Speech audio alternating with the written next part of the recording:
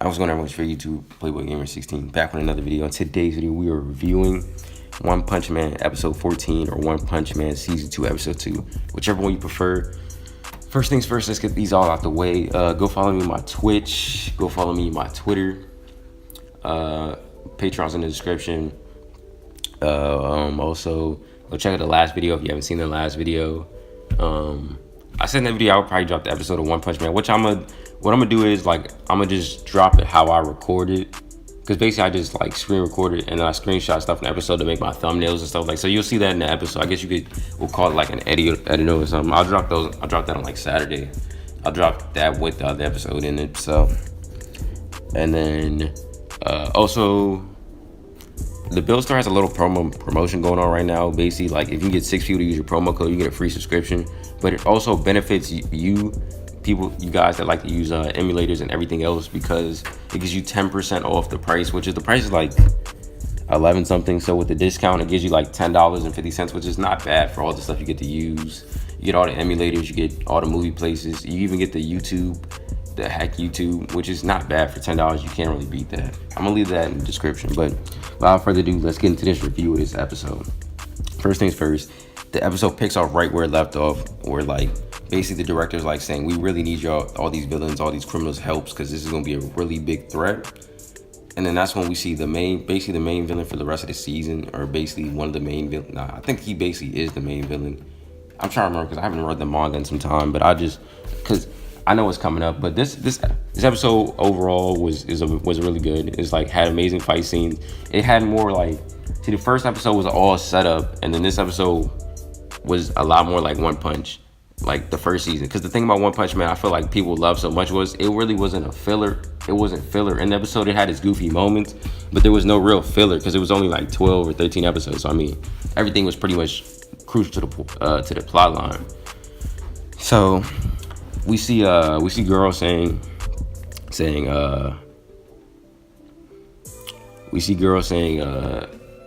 so this is gonna be a pretty high level threat and y'all need all our helps, all the villains helps. And then that's when one of the criminals said, yeah, as if we would help them basically. And then one of the criminals jumped on the stage and took on one of the A-class heroes, and the A-class hero just knocked him out with ease. He was he's y'all are just criminals, we're trying to help you. And then that's when Guru hopped on and said, well, I want to see if you're the strongest person here. And then that's when he fought him. Guru gave him the work. It was easy, over simple. Gave him the work like it was nothing. And then Guru just started killing every hero in the room. He killed every hero, and he started killing all the villains. He was before this went down, someone was when he killed the first hero, the villains were yeah, you got to show how us villains roll. And then he was I'm not with the villains. I fight with the monsters. He said, you, a human, fights with monsters? That doesn't really make sense. He was yeah, that's how I feel. That's who I fight for. And basically Guru is he's the disciple of the S-Class 3 hero. The one that does the martial arts. I forgot his name. I'll remember that later.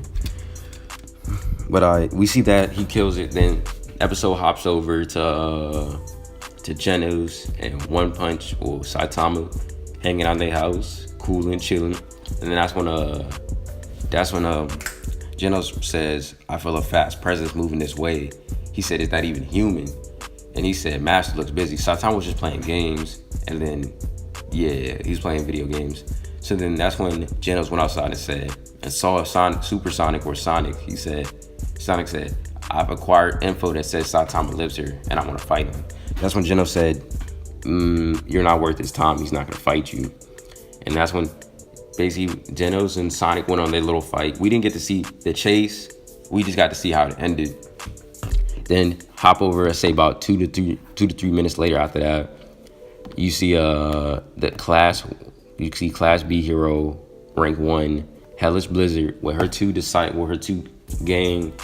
I get 2 bodyguards, I guess you could say. I mean, her 2 lackeys. Yeah, we'll use lackeys. Yeah, you see her with her 2 lackeys, and then you see her 2 lackeys, and that's when she tells Saitama, she's oh, you've been moving up through the ranks pretty fast, but there's gonna be a lot of obstacles and there's gonna be a lot of things that's gonna prevent you from moving up. She tried to make it seem like she was trying to help him.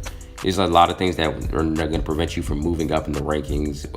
Past this point, obstacles and various other things, and you need a group, of people to protect you and all that type of stuff. That's when Saitama said, basically, in the anime's goofy fashion, I'm confused. He said, I don't understand. She was like, basically, join my faction and we can be strong or something. And like, that's when Saitama said, oh, I get it. You want me to join you, so you want me to join you. And that's when he said, yeah, no thanks. He said, I don't prefer to do it that way. I prefer to be on my own. That's when you see Hellish tell her 2 lackeys get Saitama, but he made quick work of that, got him out the way. Then next you see her go, okay, well, it's time for me to fight then. That's when she uses telekinesis, and then Saitama makes a joke about, oh, are you gonna throw rocks at me? Because that'd be quite annoying, because that's what that one squid that octopus or squid type character did in season 1, basically, do a whole bunch of rocks and everything. And that's when Saitama, she do this big tornado, everything, just crazy. Do this really big tornado, and it was like, yeah, I got him now. I hate I had to kill him, but I got him now. And that's when Saitama basically was like, in One Punch Man fashion, he was about to hit her, and then that's when he said, the way you think, the way you try to live, it won't work. He said, you'll never grow if you do that. He said, I fight on my own because I know I can. He said, I do it on myself because I know I can do it myself. There's no reason to group up the way you're trying to group up. He said, with that way, you'll never grow or get any better. So then that's when we see the ending chase of Saitama. When you see the ending chase of Genos and Supersonic, and then that's when Saitama protects Hellish Blizzard from the blast that Genos did. And that's when she was shocked. She was like, wait, why is this S-Class hero here? And then then Genos said, that's my master. And then she was just so confused, because she was like, an S-Class hero is a disciple of a B-Class hero. Basically showing you, like, she was very surprised, because she was like, why is S-Class hero around him like that and all that? And then that's when you see Sonic and you see Genos fighting. And that's when Genos was like, time to show my upgrades. He powered up on him, and he was basically as fast as Sonic. And then that's when Sonic busted out his new technique,